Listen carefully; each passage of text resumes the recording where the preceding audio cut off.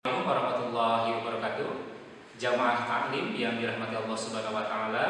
Alhamdulillah berjumpa kembali Pak Tepang deui dalam program taklim Jumat yang dilaksanakan setiap Jumat pagi untuk siswa-siswi SMA Negeri 24 Bandung melalui channel Sanusi Ilyas, channelnya para pecinta pendidikan agama Islam. Dan pada kesempatan ini insya Allah yang akan memberikan taklim atau materi dari tim MGMP PAI SMA Negeri 24 Bandung. Selamat bermajlis taklim, selamat menyimak. Semoga Anda semua diberikan kepahaman ilmu, diberikan tambahan ilmu, dan Allah memberikan kekuatan, kemampuan untuk mengamalkan ilmu yang didapatkan hari ini.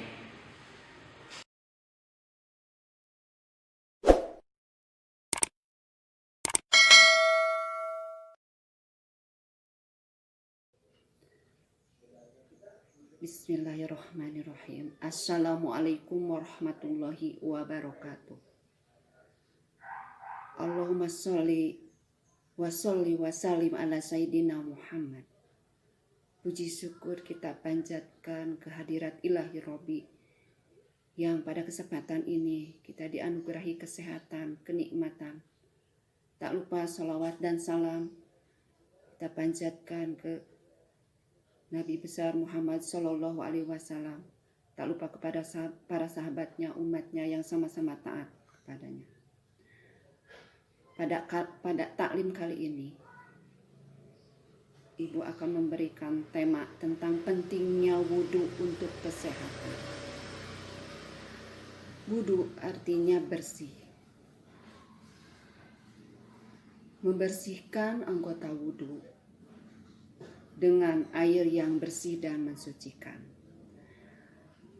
Untuk mensucikan dengan anggota wudhu itu, kita harus dengan air yang bersih. Bolehkah kita memakai air teh, ataupun air sirup, ataupun air kopi? Air itu bersih, tetapi tidak mensucikan, tidak bisa dipakai untuk berwudu. Wudu itu membersihkan, membasuh sebagian anggota, yaitu membersihkan kedua tangan. Sebagaimana kita ketahui, harus sering-seringlah kita mencuci tangan. Sebagaimana yang dicontohkan oleh Rasulullah ketika mau makan selalu mencuci tangan. Bahkan ketika Rasulullah mau makan itu tidak pakai sendok, tetapi pakai tangan. Sampai tangannya itu dijilat-jilat, karena dengan tangan itu mengandung enzim-enzim yang sangat bermanfaat. Begitu pula dengan tangan itu ada asam-asam yang bisa membahayakan. Asam-asam yang membahayakan kita, diantaranya bisa ada virus, bakteri, kuman. Selain itu, membersihkan hidung. Membersihkan hidung dengan memasukkan air ke hidung. Itu semua tidak bisa dilakukan kecuali dengan memasukkan air ke hidung. Tidak terjangkau dengan air, hidung itu tidak akan bersih kecuali dengan memasukkan air ke hidung sampai bersih. Lalu membersihkan bagian muka. Membersihkan bagian muka, kita ketahui bahwa di muka itu ada sel-sel kulit mati yang harus dibersihkan. Itu tidak bisa dibersihkan kecuali dengan dibasuh dengan air. Membersihkan telinga, membersihkan rambut. sebagaimana tertera dari rujukan ayat Quran surat Al-Maidah ayat 6.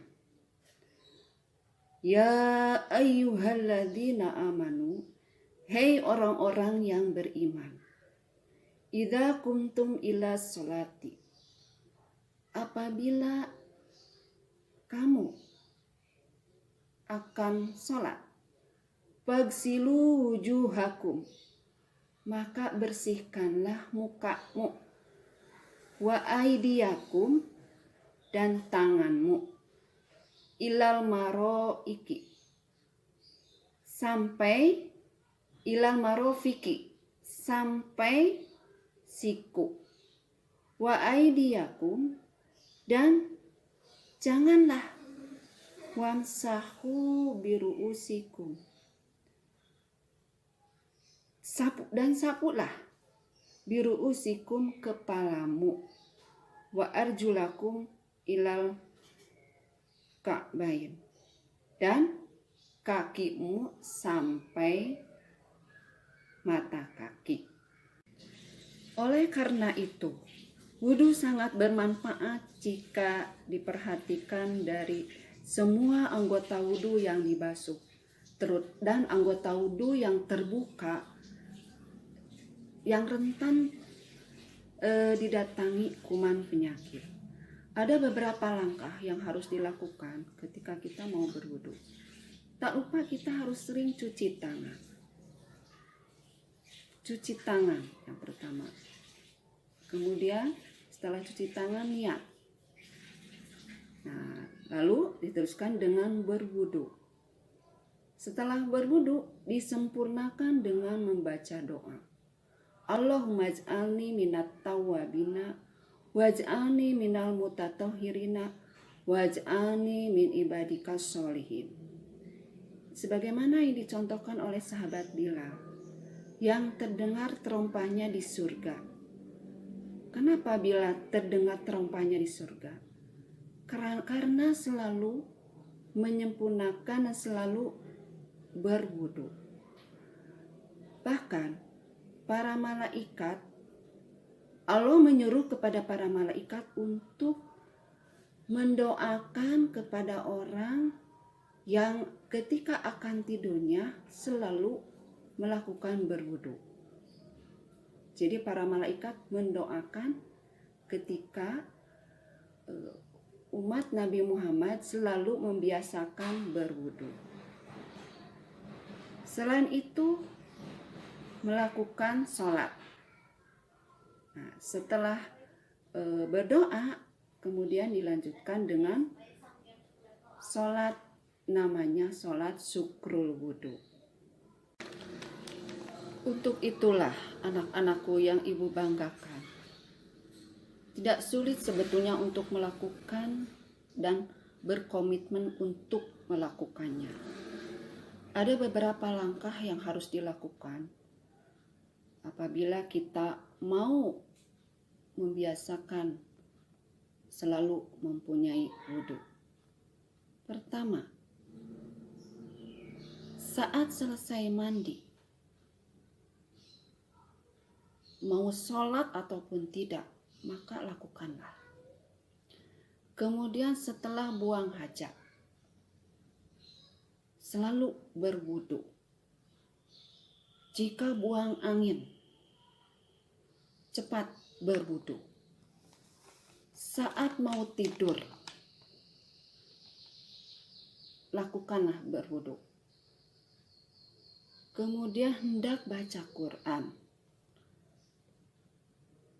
akan mengikuti pelajaran, pengajian, melakukan hal-hal yang baik. Kemudian apabila kita ingin terpelihara ilmunya